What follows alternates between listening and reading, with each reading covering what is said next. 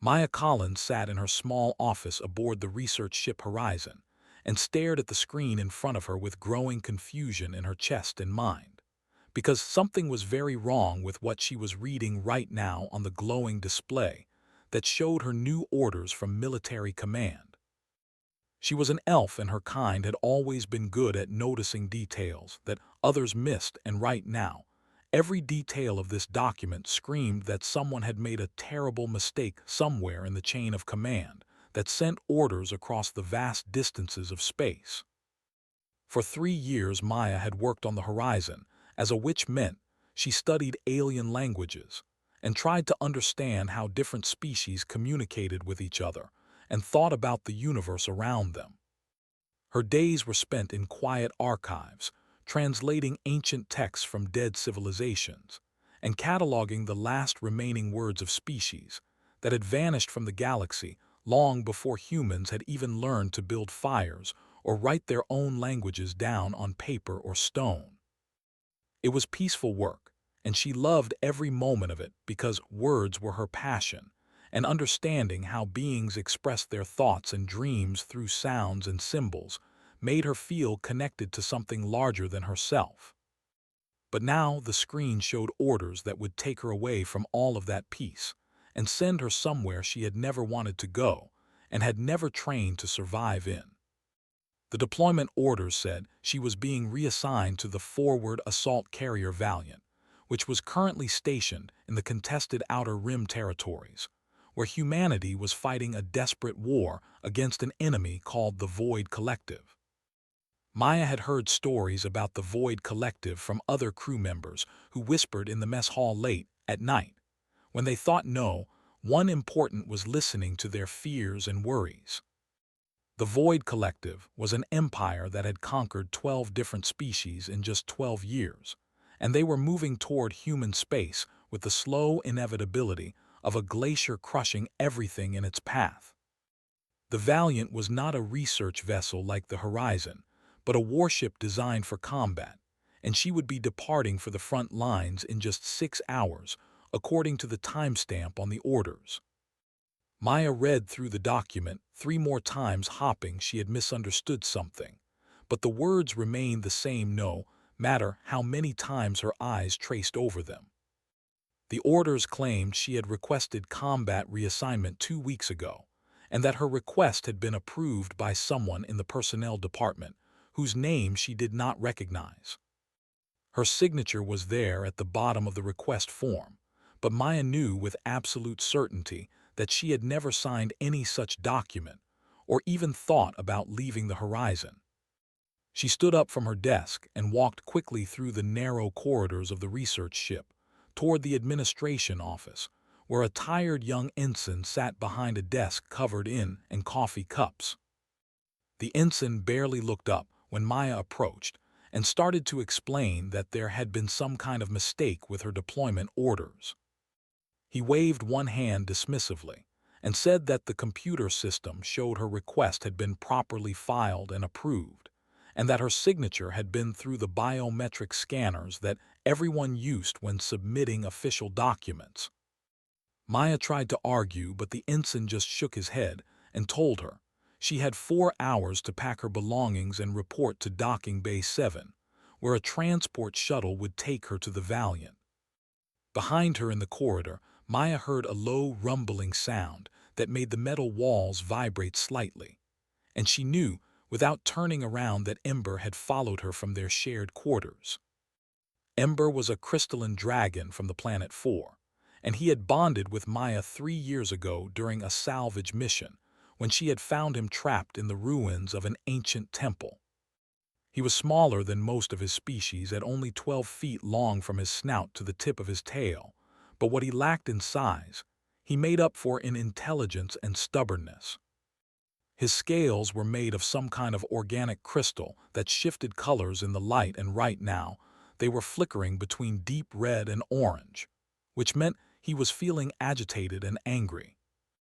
Ember did not speak with words the way humans and elves did, but instead he could project his thoughts directly into the minds of those he was bonded with.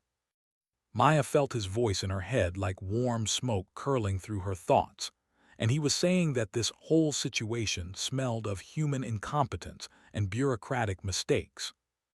She whispered back to him that it was probably just a clerical error, and they would get everything sorted out once they reached the Valiant and spoke to someone with more authority than a tired ensign.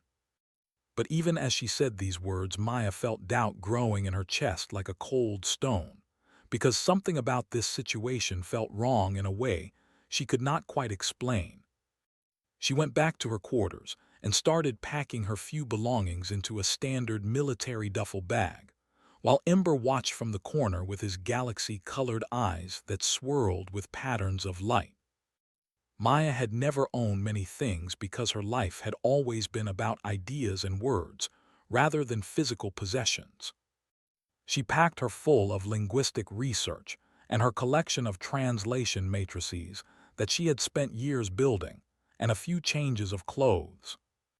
Ember did not need to pack anything because dragons traveled light, and all he needed was his bond with Maya and the fire that burned in his crystalline heart. As Maya sealed her bag, she looked around the small quarters that had been her home for 3 years and felt a wave of sadness wash over her. The walls were covered with printouts of alien texts and photographs of archaeological sites she had visited and helped excavate. There was her favorite reading chair in the corner, where she had spent countless hours lost in ancient stories, and her small collection of tea from a dozen different worlds. She was leaving all of this behind because of a mistake and heading toward a war she knew nothing about and had no training to fight in. 4 hours later, Maya stood in docking bay 7 with her bag at her feet, and Ember coiled beside her. The transport shuttle was an ugly military craft with no windows and armor plating that showed where it had been repaired after taking weapons fire. A bored-looking pilot checked her orders and nodded toward the open hatch, telling her to get aboard because they were running behind schedule. Maya climbed into the cramped passenger compartment, where 24 human soldiers sat in jump seats along the walls. They all wore combat armor and carried weapons, and they stared at Maya with a mixture of curiosity and confusion, because it was obvious she was not a soldier. Her pointed ears marked her as an elf, and Ember was impossible to miss, as he squeezed his crystalline bulk through the hatch and settled onto the floor in the center of the compartment. One of the soldiers, a young woman with corporal stripes on her armor, leaned forward and asked Maya if she was some kind of special operative or intelligence officer. Maya shook her head and explained that she was and there had been some kind of mistake with her orders. The corporal laughed and said that the military was famous for its mistakes, and that half the people on this shuttle were probably assigned to the wrong place. The other soldiers joined in the laughter, but there was a nervous edge to it because they all knew where they were going and what waited for them at the end of this journey. The shuttle detached from the horizon with a metallic clang, and Maya felt her stomach drop as they accelerated into open space. Through her bond with Ember, she could feel his calm presence like an anchor, keeping her steady as the transport began its journey toward the Valiant. The flight took 6 hours, and during that time, Maya tried to prepare herself mentally for what was coming. She knew nothing about military protocol or combat tactics, or how to survive on a warship that was constantly in danger. All she knew was words and languages, and the silent voices of dead civilizations that whispered to her from ancient texts. But she had Ember, and their bond was strong, and that would have to be enough. When the shuttle finally docked with the Valiant, Maya felt the larger ship shudder around them as its engines fired and maneuvered. The hatch opened, and she stepped out into a corridor filled with rushing crew members and blaring alarms. This was not the quiet research vessel she had left behind. This was a ship at war, and she had just become part of it whether she wanted to or not. A lieutenant with found her in the chaos and checked her name off a list without really looking at her. He told her to report to Deck 8, Section 12 for temporary quarters assignment, and then he was gone, disappearing into the crowd of personnel. Maya looked at Ember and felt his thoughts mixing with hers. They were both thinking the same thing. This was going to be much harder than either of them had imagined. But they were here now, and there was no going back to the peaceful life they had left behind on the horizon. The only way forward was deeper into this massive warship, and whatever waited for them in the contested darkness of the outer rim. Maya picked up her bag and started walking with Ember at her side. She did not know it yet, but this mistake, this clerical error that had sent her to the wrong place at the wrong time, was about to change everything. Not just for her, but for humanity itself, and for the war they were fighting against an enemy that seemed impossible to defeat. Sometimes the smallest errors lead to the biggest changes, and this was one of those times. Maya Collins, the quiet scholar who loved ancient words, was about to discover that she had a talent for war that no one, including herself, had ever suspected existed. And that discovery would be written in fire and blood, and the screams of dying enemies across the void of space. The Valiant shook violently as another explosion rocked the massive warship, and Maya pressed herself flat against the cold metal wall of the observation deck, while her heart hammered so hard in her chest she thought it might burst through her ribs. Around her, human soldiers moved with trained efficiency, checking weapons and sealing their helmets, while officers shouted orders that were barely audible over the screaming alarm systems.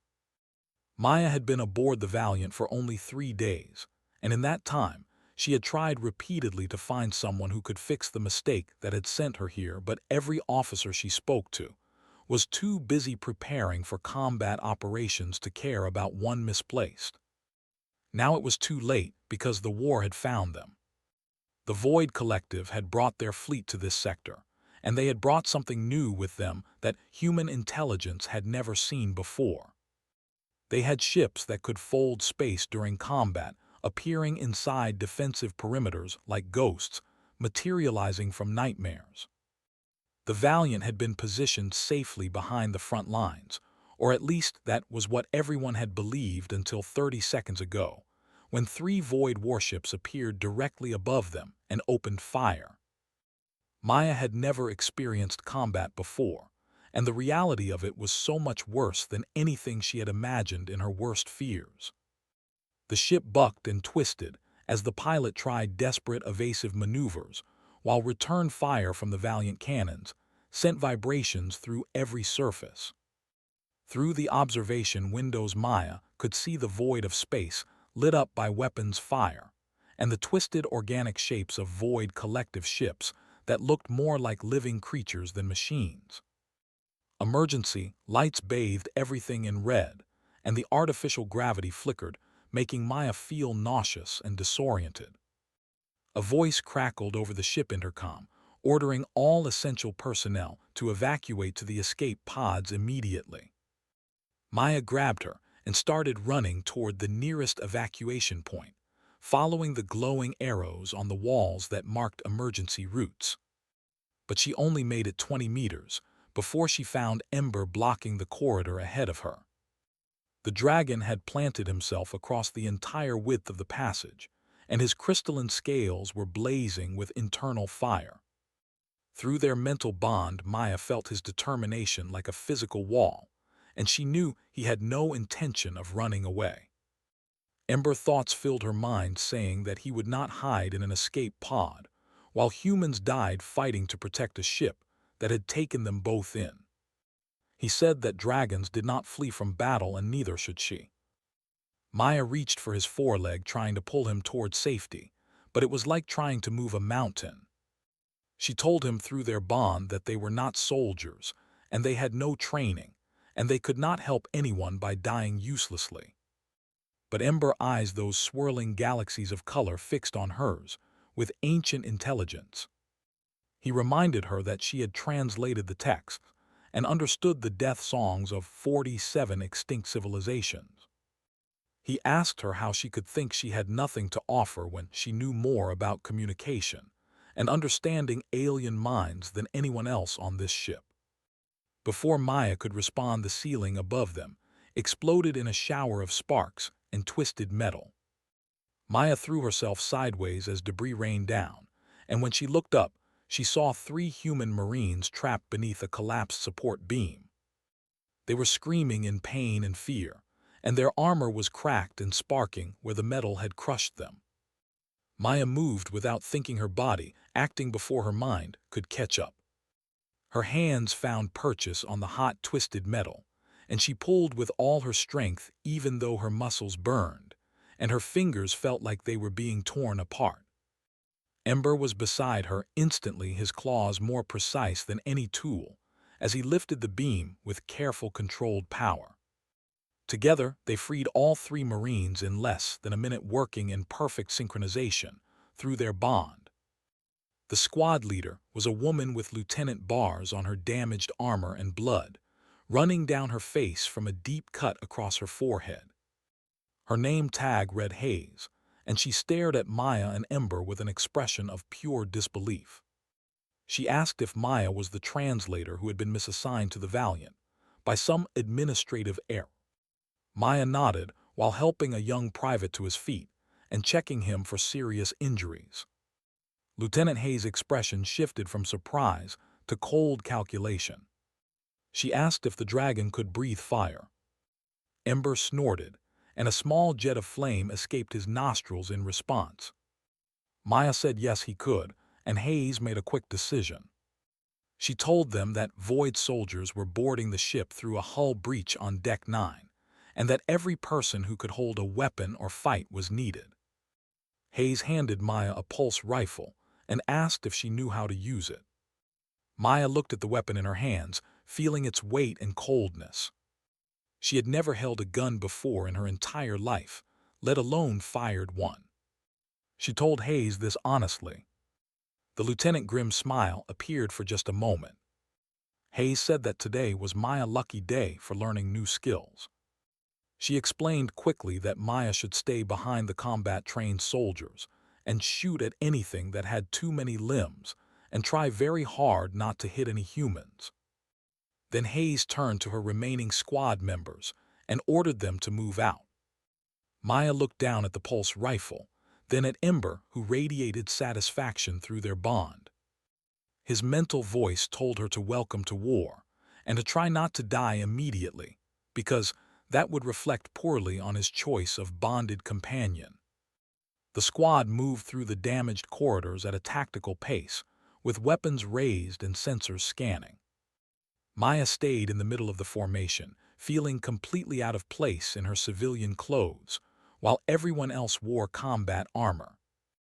They reached Deck 9 through a maintenance shaft, because the main corridors were blocked by sealed blast doors. The deck was a nightmare of smoke and flickering lights and bodies. Human bodies and alien bodies mixed together in the carnage. The Void collective soldiers were even worse in person than they had been in the intelligence briefings Maya had been forced to sit through. They were 8-limbed creatures that moved like liquid shadow, and their black exoskeletons seemed to absorb light, making them look like holes cut into reality itself. Their heads, if they could be called heads, were clusters of sensor organs and clicking mandibles. Maya's first shot went wild by at least 3 meters because her hands were shaking so badly.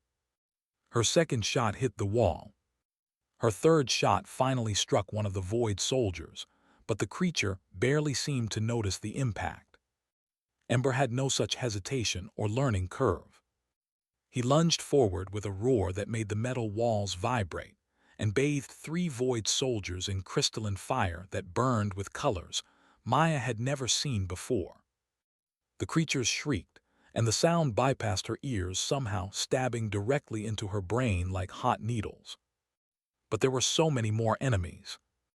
Hayes' squad fought with desperate courage, but they were being pushed back step by bloody step down the corridor. The Void soldiers moved in perfect coordination, their tactics fluid and adaptive. Every time the Marines found cover, the enemy shifted to flank them from a different angle. Maya crouched behind an overturned supply crate, trying to control her breathing and her fear. Her scholarly mind was working frantically despite the terror, analyzing patterns, and looking for anything that might help. She watched how the Void soldiers moved and communicated. They were not using radio signals or any kind of technology she could detect with her sensors. Instead, they were using rapid clicking sounds that echoed through the deck in complex rhythms. Maya's mind made connections faster than conscious thought. She had studied communication patterns in dozens of extinct species. She knew how language shaped thought and coordinated action. And she realized that the Void soldiers were using sonar clicks to communicate commands and coordinate their movements. She shouted this discovery to Hayes over the sound of weapons fire. The lieutenant glanced back at her with an expression that mixed confusion and desperation. Hayes asked what good that information did them. Maya's fingers flew across her, accessing the ship's sensor logs and isolating the frequency patterns.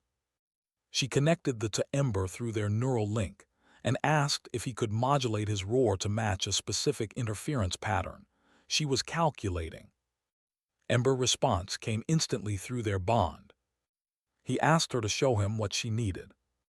Maya transmitted the data directly into the dragon mind, feeling his alien consciousness grasp the mathematical concept with frightening speed. When Ember roared again, the sound came out wrong. It was dissonant and fractured, and it overlapped with itself in ways that should have been physically impossible. The effect on the Void soldiers was immediate and catastrophic. They froze mid-motion like puppets with cut strings. Their coordinated movements dissolved into chaos. Some turned on each other, attacking with blind confusion. Others collapsed, their bodies seizing and twitching. Hayes screamed for her squad to open fire, and they did, cutting down the disabled enemies with ruthless efficiency. In the sudden relative silence that followed, the lieutenant turned to stare at Maya. She demanded to know what Maya had just done. Maya explained that she had disrupted their communication network by introducing contradictory command signals. She said it was like verbal malware injected directly into their coordination system. She called it tactical linguistics. Ember preened beside her, smoke curling from his nostrils. His mental voice told Maya that perhaps she was not merely a scholar after all. But the victory was temporary, and everyone knew it. Through the damaged hull breach, Maya could see more Void ships materializing in the distance. Their bioluminescent veins pulsed with sickly light. They needed to buy the Valiant enough time to repair critical systems and jump away to safety. Maya's mind was racing with possibilities and calculations. She had an idea forming, but it was insane and would require resources she did not have and cooperation from people who had no reason to trust her.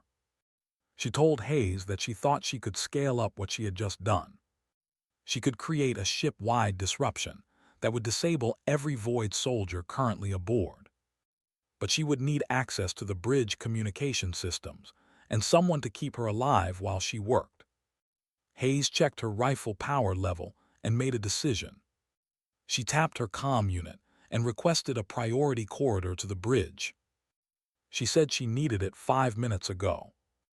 What followed was the longest and most terrifying experience of Maya's entire life up to that point. Hayes' squad carved a brutal path through 3 decks of intermittent combat. Ember served as their living battering ram, his crystalline scales deflecting energy weapons that would have vaporized human armor. Maya ran behind them, her scholar legs burning with exhaustion, her lungs screaming for air. She had dropped the pulse rifle somewhere because she could not run and hold both the weapon and her precious. The bridge doors opened, and they burst into organized chaos, where the acting captain was coordinating damage control and tactical responses. Captain turned at their entrance, her face haggard and her uniform torn. She demanded to know what Hayes was doing bringing civilians onto her bridge during combat. Hayes shoved Maya forward and said she was bringing a solution. She said Maya needed the communication array right now. Eyes found Ember in calculation, replaced anger. She pointed to an empty station and gave Maya 60 seconds to convince her this would work. Maya's fingers flew across the console, translating everything she had learned about void communication into actionable code. But as she worked, she noticed something in the data that made her blood run cold. The pattern was not just tactical communication. It was something far more fundamental to how the Void Collective existed. She realized with growing horror that she was not about to jam a radio signal. She was about to commit something that might be closer to mass lobotomy. Her finger hovered over the activation key while the ship shook around them. Ember's mental voice was soft in her mind, telling her the choice was hers alone. But she needed to choose quickly, because hesitation was its own form of decision. Maya pressed the key and unleashed something terrible into the void. Ember roar exploded from every speaker and communication panel throughout the entire Valiant, amplified 10,000 times, and modulated into a frequency that human ears could not detect, but that Maya could feel in her bones like an earthquake inside her skeleton. The effect was instantaneous and more horrifying than anything she had imagined when she made the calculations. Through the bridge viewports, Maya watched the Void soldiers aboard the ship convulse, as if they were being electrocuted. Their 8 limbs thrashed against walls and floors, while their mandibles clicked frantically in patterns that made no sense. Some collapsed immediately, their bodies going completely limp. Others tore at their own heads with their claws, as if trying to dig something out from inside their skull. Within 30 seconds, every single Void Collective soldier aboard the Valiant was either incapacitated or dead. But Maya could not feel any relief or satisfaction, because she was watching the external sensors, and what she saw there was far worse. The Void ships outside the Valiant were reeling too. 3 of them collided with each other, their previously perfect coordination, replaced by jerking spastic movements like wounded animals. 2 more simply went dark, all their systems shutting down at once, leaving them, drifting powerless in space. Then something happened that no one on the bridge had expected. Every single Void ship folded space and vanished. They retreated, fleeing back toward their own territory with a speed that suggested pure panic. The bridge erupted in celebration. Officers hugged each other and shouted in triumph. Someone started clapping, and within seconds everyone was cheering and applauding. But Maya just stood at her console, staring at the tactical display with growing horror. She understood what she had done in a way that no one else in the room could possibly understand, because she was the only one who truly knew how the Void Collective communicated. She had not just disrupted their tactical coordination. She had attacked the fundamental structure of their consciousness. The Void Collective was not a political entity made up of individual soldiers following orders from distant commanders. It was a biological hive mind where every soldier was like a neuron in a massive distributed brain. When she had broadcast Ember disruption pattern, she had not caused mild confusion or communication problems. She had inflicted something more like catastrophic brain damage across thousands of nodes simultaneously. Maya's hands were shaking as she pulled up the communication logs from the Void ships. Even now, as they fled, she could detect fragments of their transmissions. The patterns were chaotic, broken, repeating the same distress signals over and over. It reminded her of the death songs she had studied from extinct civilizations. Those final transmissions that species sent out as they died, recordings of their last moments preserved in radio waves that would travel through space forever. Lieutenant Hayes' hand landed on Maya's shoulder, making her jump. Hayes told her that she had saved them. She said Maya had saved the whole ship and everyone on it. Maya nodded, numbly, unable to find words to explain what she was feeling. Captain approached, and her expression was a mixture of exhaustion and something that might have been awe. She told Maya that what she had done would change the entire war.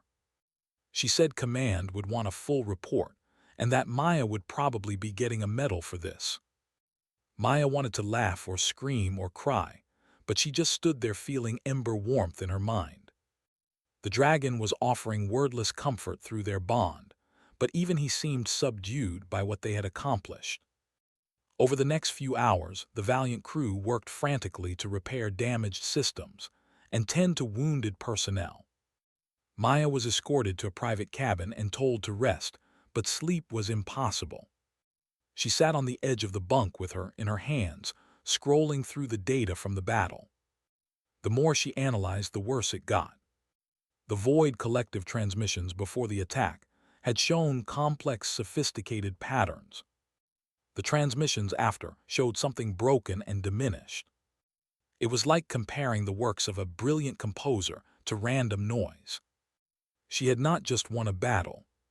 She had damaged an intelligence, possibly an ancient and vast intelligence in ways that might be permanent. The door to her cabin opened, and Hayes entered carrying 2 cups of something hot. The lieutenant sat down beside Maya and handed her one of the cups. It was coffee, terrible ship coffee that tasted like burned plastic, but Maya drank it anyway. Hayes said that she knew Maya was having second thoughts about what happened. She said it was normal to feel conflicted after combat, especially the first time. But then Hayes told Maya something that she needed to hear. She said that the Void Collective had conquered 12 species. She said they had killed billions of sentient beings. She said they had shown no mercy and no willingness to negotiate or coexist. She asked Maya if she thought those 12 extinct species had deserved what happened to them. Maya shook her head no. Hayes continued saying that war was full of terrible choices. She said that sometimes you had to hurt the enemy in ways that felt wrong, because the alternative was letting them hurt you and everyone you cared about. She said that Maya had saved 347 human lives today. She said that mattered more than anything else. Maya wanted to believe her, but she could not stop thinking about the Void Collective. She wondered if they had families. She wondered if they felt pain and fear the way humans and elves did. She wondered if somewhere in their vast distributed consciousness there was something like love or hope or the desire to create beauty. Hayes left eventually, and Maya was alone with Ember. The dragon curled around her protectively, his crystalline body warm against hers. Through their bond, he told her that she was not wrong to feel conflicted. He said that the ability to feel empathy even for enemies was what made her different from the Void Collective. He said it was what made her worth saving. Maya asked him through their mental connection if he thought the Void Collective could recover from what she had done. Ember was silent for a long moment before responding. He said he did not know. He said that distributed intelligences were rare in the galaxy and poorly understood. He said it was possible that the damage was temporary. He said it was also possible that she had permanently reduced their cognitive capacity. He said either way, the choice had been made, and now they had to live with the consequences. Maya lay down on the bunk and closed her eyes, but every time she started to drift toward sleep, she saw the Void soldiers convulsing. She heard their clicking screams echoing in her memory. She wondered if this was what soldiers meant when they talked about the things that haunted them after battle. The next morning, Captain summoned her to a meeting with the senior staff. Maya entered the conference room to find a dozen officers seated around a table covered in tactical displays. They all stood when she entered, and several of them started clapping. Gestured for Maya to sit at the head of the table. She explained that Fleet Command had already been briefed on what happened. She said they wanted Maya methodology documented and distributed to every ship in the fleet immediately. She said they believed this new weapon could turn the tide of the entire war. One of the officers, a tactical specialist named Commander Barnes, asked Maya if she could create a portable version of the device. He wanted something that ground troops could carry into combat. Maya felt sick. She explained that what she had done was not really a weapon in the traditional sense. She said it was more like a linguistic virus that attacked the way the Void Collective thought and communicated. She said she was not sure it could or should be miniaturized and deployed more widely. Barnes frowned and said that in war, you used every advantage you could find. He said the Void Collective certainly would not hesitate to use similar weapons against humanity if they could. Held up a hand, cutting off the debate. She said that these were decisions for people above their pay grade. She said right now, they needed to focus on getting the Valiant back to a repair station and making sure Maya knowledge was preserved. She said Maya would be transferred to a safer posting where she could work with researchers and strategists. Maya felt relief at that. At least she would not have to stay on a front-line warship. But then said something that changed everything. She said that the Void Collective had not attacked any human position since the battle. She said their entire front line had pulled back to their core territories. She said it had been 18 hours, and there had been complete radio silence from every Void ship and station. The room fell quiet as everyone processed this information. Barnes said it sounded like they were regrouping for a major offensive. But Maya knew better. She told them the Void Collective was not regrouping. She said they were recovering or trying to. She said what she had done to them had caused system-wide trauma. She said they had pulled back because they were terrified. Asked how Maya could possibly know that. Maya pulled up the Void communication logs on the central display. She showed them the patterns, the broken repetitive signals. She explained that she had spent years studying how species communicated fear and pain. She said these transmissions were textbook examples of distress calls. She said the Void Collective was screaming, and no one could hear them except her. The room was silent again, but this time the silence felt heavy and uncomfortable. Finally, Barnes spoke up. He said that if the enemy was terrified, then this was the perfect time to press the advantage. He said humanity should launch a major offensive while the Void Collective was weakened. Several other officers nodded in agreement. But Maya stood up her chair, scraping loudly against the floor. She said that would be the worst possible mistake. She said if humanity attacked now, the Void Collective would have no choice but to fight back with everything they had. She said they would become even more desperate and dangerous. She said the only hope for ending this war was to try to communicate with them. She said someone needed to reach out and find out if there was any possibility of negotiation or coexistence. Looked at her with an expression Maya could not read. The captain asked if Maya was seriously suggesting they try to talk to an enemy that had just tried to destroy their ship. Maya met her eyes steadily. She said yes, that was exactly what she was suggesting. She said the Void Collective had attacked because they saw humanity as a threat. She said maybe now that both sides had hurt each other badly enough, they could find a way to stop. Barnes laughed bitterly. He said the Void Collective had conquered 12 species. He said they did not negotiate, they only dominated. But Maya shook her head. She said that was an assumption based on incomplete information. She said no one had ever tried to truly understand the Void Collective or communicate with them on their own terms. She said everyone had just assumed they were evil monsters when they might just be another form of life, trying to survive in a hostile galaxy. Stood up, ending the meeting. She said these were conversations for diplomats and politicians, not for soldiers. She said Maya would be transferred within 48 hours. She said until then Maya should rest and let the medical staff check her for combat stress. As everyone filed out of the conference room, Ember padded up beside Maya. His mental voice was proud. He told her that she had spoken truth even though it made the humans uncomfortable. He said that was the mark of real courage. Maya was not sure she felt courageous. Mostly she just felt tired and sad, and deeply worried about what would happen next, because she knew that she had opened a door that could not be closed. She had proven that humanity could hurt the Void Collective in fundamental ways, and that knowledge would change everything about how this war was fought, whether anyone wanted it to or not.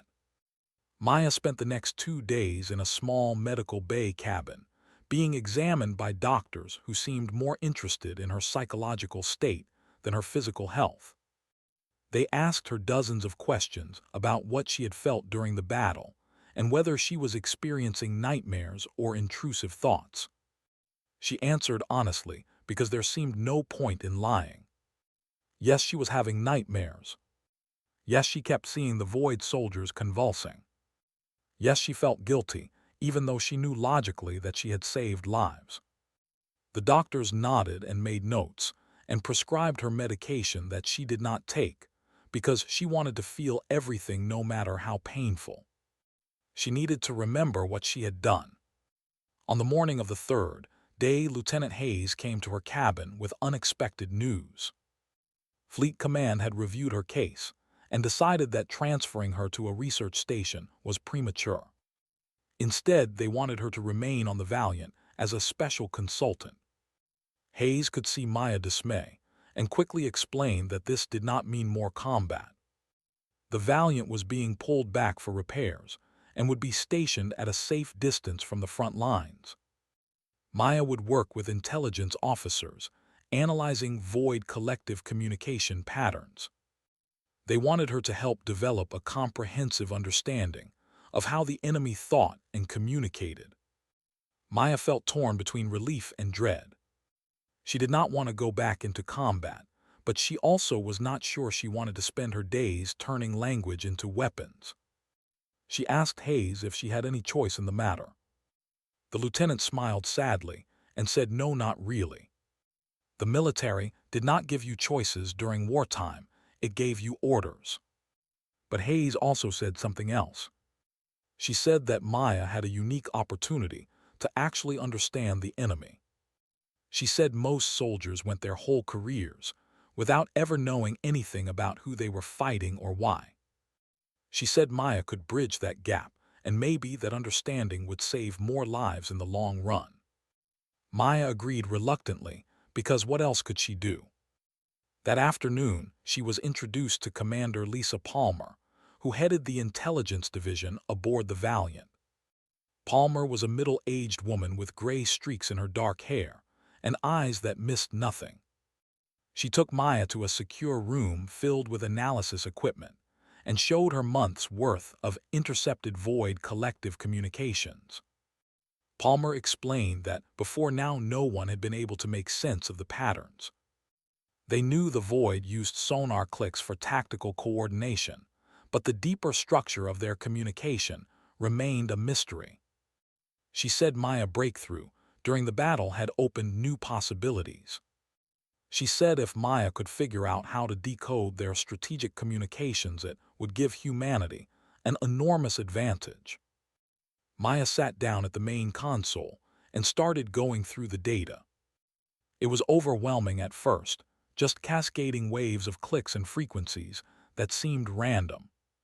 But gradually, as hours turned into days, patterns began to emerge.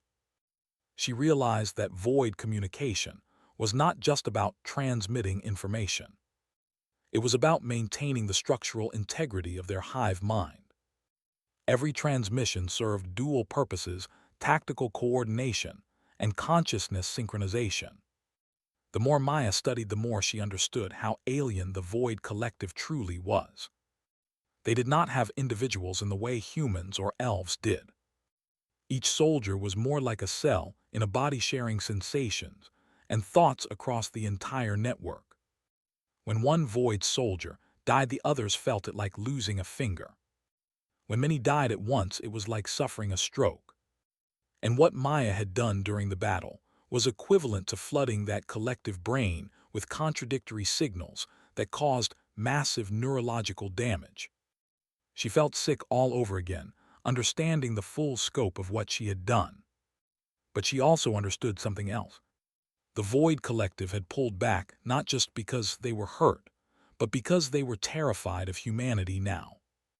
They had encountered a species that could attack not just their bodies but their minds. They had discovered an enemy that could weaponize understanding itself. Palmer came to check on her progress after a week. Maya showed her what she had learned.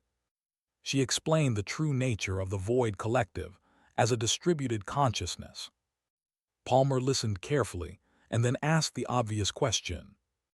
If Maya's understanding of their communication was correct, could she predict what they would do next? Maya thought about this for a long time before answering. She said the Void Collective was probably trying to adapt. She said they would change their communication protocols to be less vulnerable. She said they might even change their fundamental structure if they could. But she also said there was another possibility. She said they might try to communicate with humanity. Palmer looked skeptical. She asked why the Void would suddenly want to talk after years of conquest. Maya explained that from the Void perspective everything had just changed. Before they had seen humanity as just another species to be absorbed into their collective. But now humanity had proven they could hurt the Void in ways that threatened their very existence. That made humans too dangerous to simply conquer. The Void Collective would need to either destroy humanity completely or find some way to coexist. Palmer asked which option Maya thought they would choose. Maya said honestly that she did not know. She said it depended on whether the Void Collective was capable of negotiation and compromise. She said their hive mind structure might make that impossible. Or it might make it easier because they had no individual leaders whose pride or ambition could get in the way. Palmer left to report to Captain, and Maya was alone with her thoughts and the endless stream of Void communications. Ember had been with her throughout this week, offering silent support through their bond. Now he spoke into her mind. He asked if she had noticed the pattern in the most recent transmissions. Maya pulled up the latest intercepts and studied them carefully. Then she saw it. Buried in the tactical chatter, there was a new pattern. It repeated every few hours, always on the same frequency.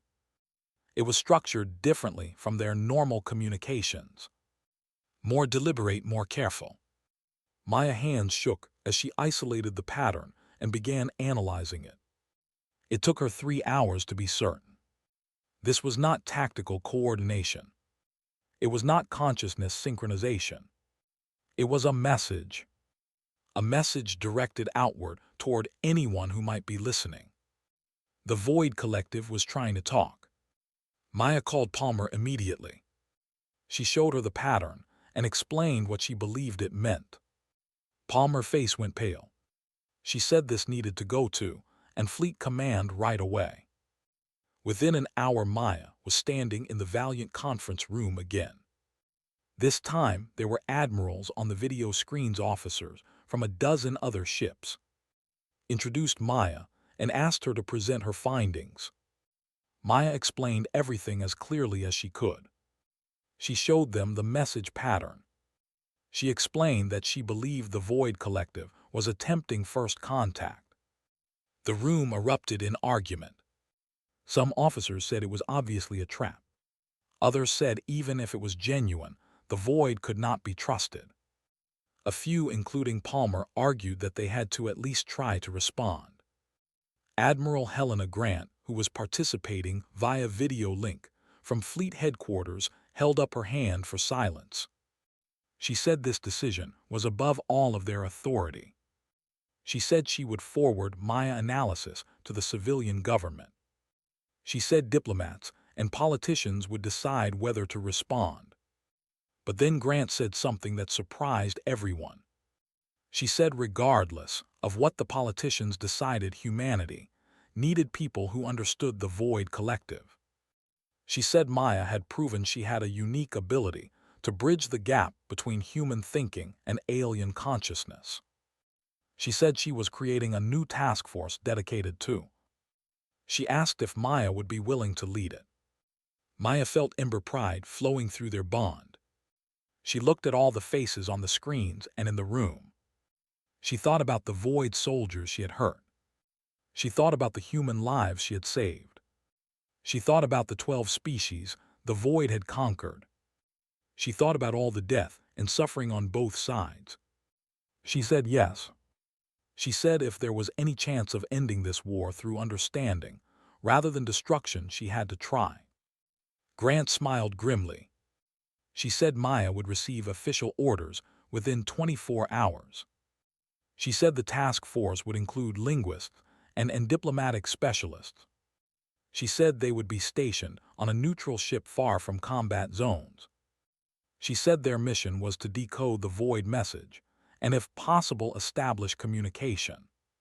After the meeting ended, pulled Maya aside. The captain's expression was troubled. She said that Maya should be careful.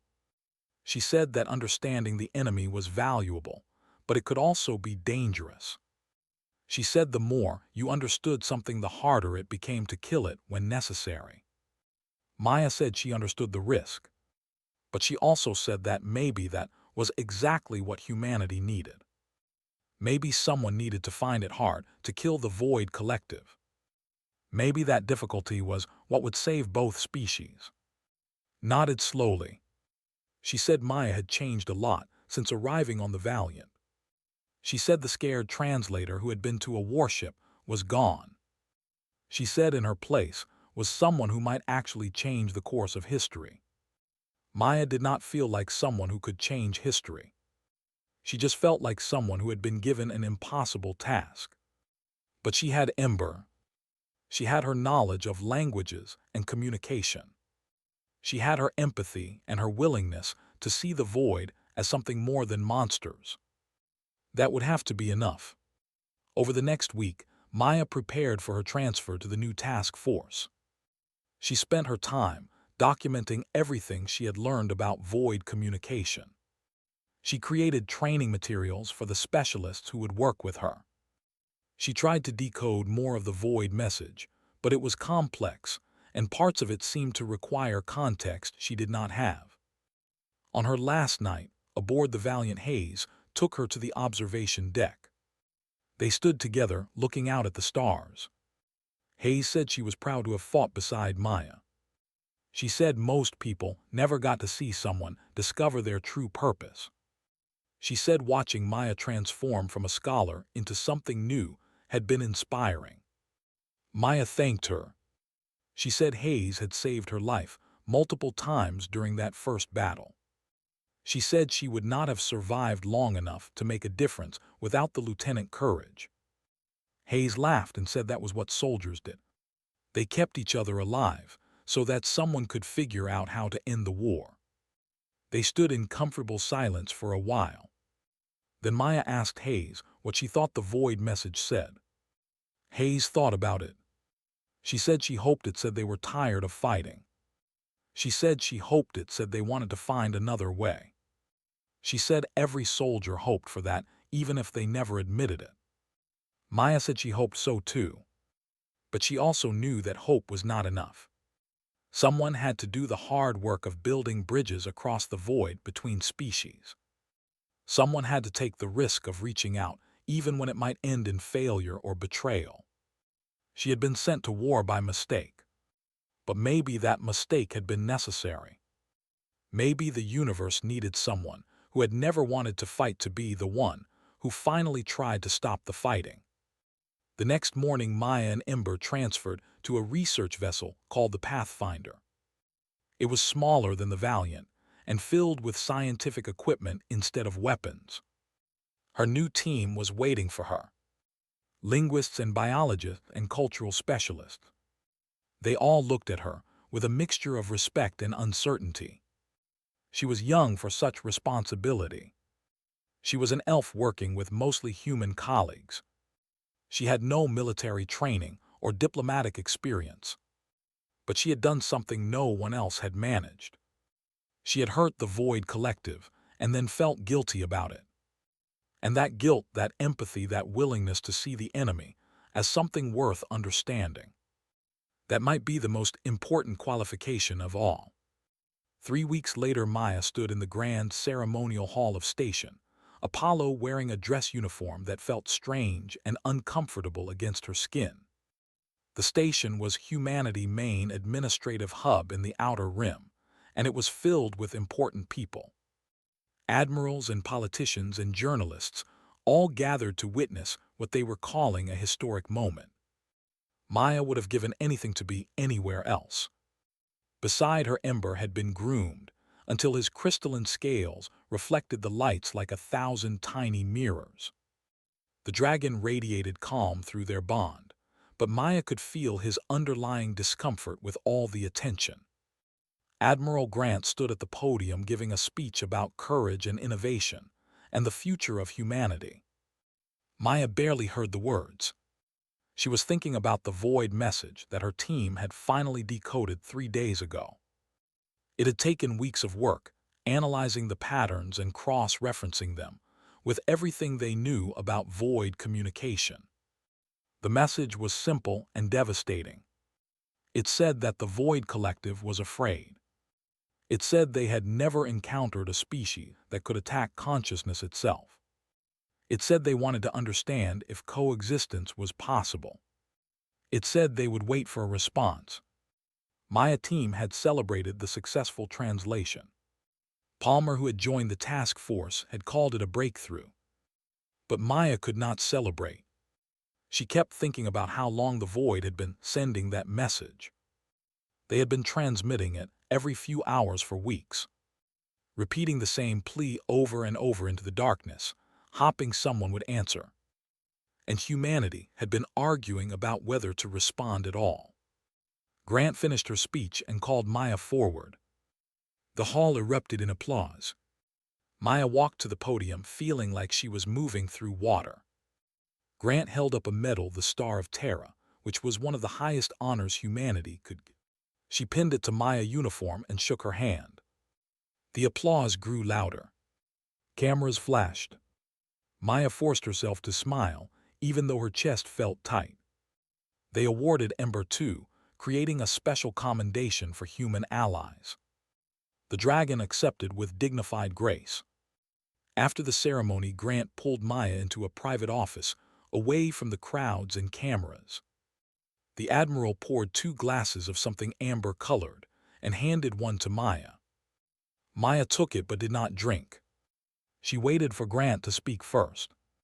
The Admiral sat down behind her desk and studied Maya for a long moment. Then she said she knew what Maya was thinking. She said she knew Maya had figured out that the deployment order 3 weeks ago had not been a mistake. Maya felt her pointed ears flatten against her skull. She asked if Grant had deliberately sent her into combat. Grant said yes without hesitation or apology. She explained that she had seen Maya's file after the 4 incident.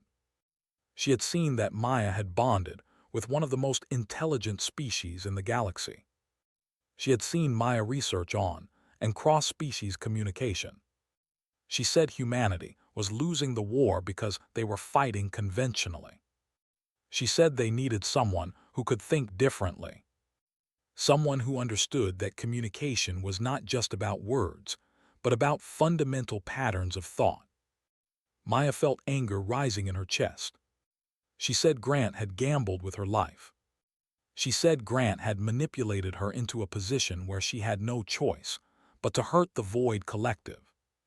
Grant's expression hardened. She said she had gambled with the fate of humanity. She said she had been right. She said Maya had found a vulnerability that the best military strategists had missed.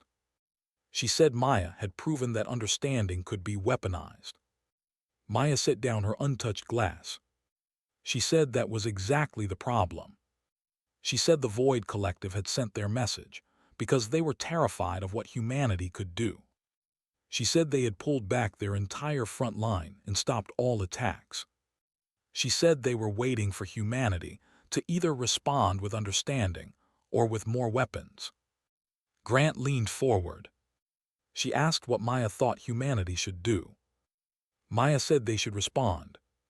She said they should try to open real communication. She said they should find out if coexistence was actually possible. Grant nodded slowly. She said that was why she had created the task force. She said politicians were still arguing, but she believed humanity needed to try. She said the alternative was a war that would end with one species extinct. She asked if Maya was willing to be the one to make first contact. Maya thought about everything that had happened. The mistake that was not a mistake. The battle where she had discovered her ability to hurt the void.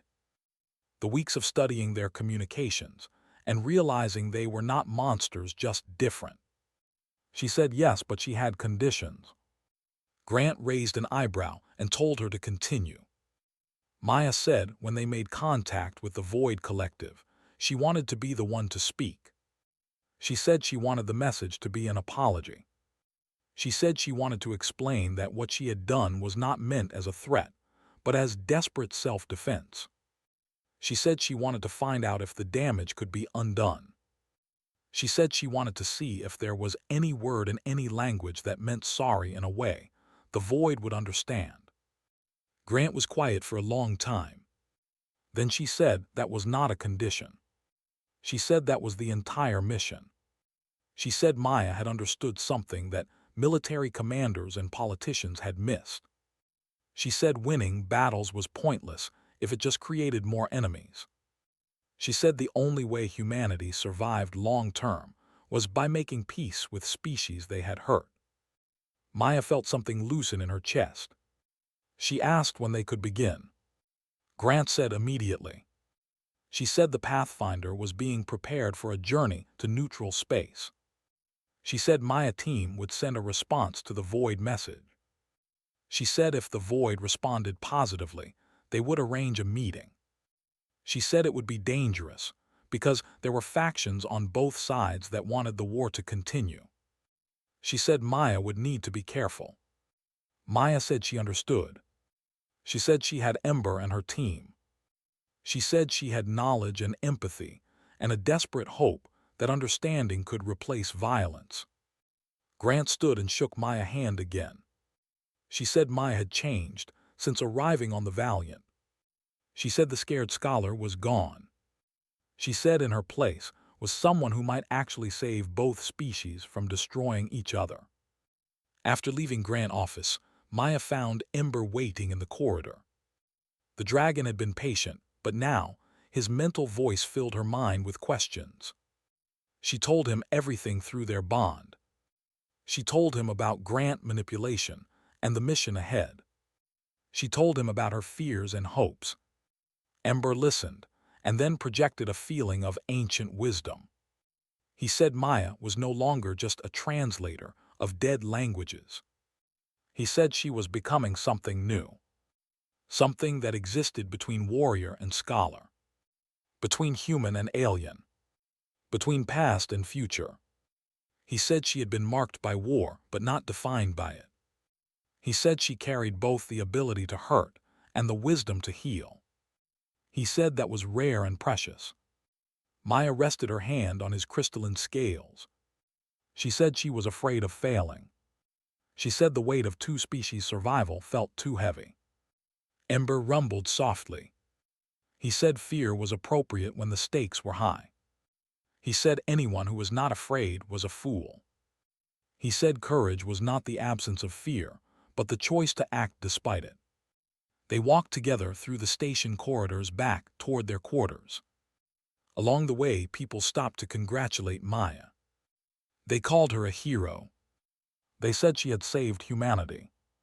Maya smiled and thanked them, but inside, she felt the weight of what was really happening. She had not saved humanity yet. She had only bought them time. The real test was still ahead. That night, Maya could not sleep. She sat at her desk, reviewing the Void message for the 100th time. She was composing a response. It had to be perfect. It had to convey understanding without seeming weak. It had to express regret without accepting blame for defending humanity. It had to open a door to conversation without making promises she could not keep. She worked through the night crafting each part of the message, with the precision she had once used for translating ancient texts. But this was not a translation. This was creation. This was her trying to invent a new language. A language that could bridge the gap between species that had been trying to kill each other. A language that could turn enemies into something else. Not friends necessarily, but perhaps not enemies anymore either. Dawn came and Maya had her message ready. She transmitted it to Grant for approval. The Admiral responded within an hour. She said it was good. She said it was honest and hopeful without being naive. She said Maya could send it. Maya took a deep breath and uploaded the message to the Pathfinder communication array. The ship broadcasted it on the same frequency the Void had been using. Then they waited. For 3 days there was no response. Maya team analyzed every transmission from Void space, looking for any sign. The military prepared for the possibility that the Void would respond with attacks instead of words. Politicians argued about whether the message had been a mistake. But Maya held on to hope. On the 4th day the response came. It was brief and used a modified version of the Void communication pattern. Maya decoded it with shaking hands. The message said the Void Collective understood. It said they too had acted in fear. It said they wanted to meet. It said they would send coordinates for neutral space. It said they hoped both species could find a better way. Maya read the message 3 times to make sure she had translated correctly. Then she called Grant. She said the Void had responded. She said they wanted to talk. Grant's expression on the video screen was unreadable. She said this changed everything. She said Maya had done something no one thought possible. She said now came the hard part. Making peace was always harder than making war. Maya agreed. She said she was ready. She said her team was ready. She said Ember was ready. She said they would go into neutral space and meet with the Void Collective. She said they would try to build bridges instead of weapons. She said they would try to prove that understanding was stronger than fear. Grant told her to be careful. She said there would be people on both sides who did not want peace. She said Maya would be making history, but history was dangerous. Maya said she understood. She ended the call and looked at Ember. The dragon eyes swirled with colors she had never seen before. He projected feelings of pride and hope and ancient knowledge. He said they had come far from the research ship, where they had lived quiet scholarly lives. He said the clerical error that was not an error had sent them on a journey neither could have imagined. He said Maya had been decorated for valor. But the real decoration was not the medal. It was the chance to save lives through understanding. It was the opportunity to prove that words could be more powerful than weapons. It was the possibility of turning a tragic war into the beginning of something new. Maya stood and walked to the window. Outside she could see the stars of the outer rim. Beautiful and terrible and full of mysteries. Somewhere out there, the Void Collective was waiting. Waiting for her to arrive. Waiting for the conversation that might change everything. Waiting to see if 2 species that had hurt each other badly could find a way to coexist. Maya touched the medal on her uniform. She had been sent to the battlefield by mistake. She had returned decorated for valor. But the real story was just beginning. The story of a scholar who became a warrior, who became something else entirely. Something the galaxy needed. Someone who understood that the greatest victories were not won through violence, but through the courage to understand your enemy so completely that they stopped being an enemy and became just another species trying to survive in an infinite and often hostile universe. She turned away from the window. She had work to do. Messages to refine. Protocols to establish. A first contact to prepare for. The hardest and most important conversation of her life. Ember padded beside her as she walked back to her desk. Together they would face whatever came next.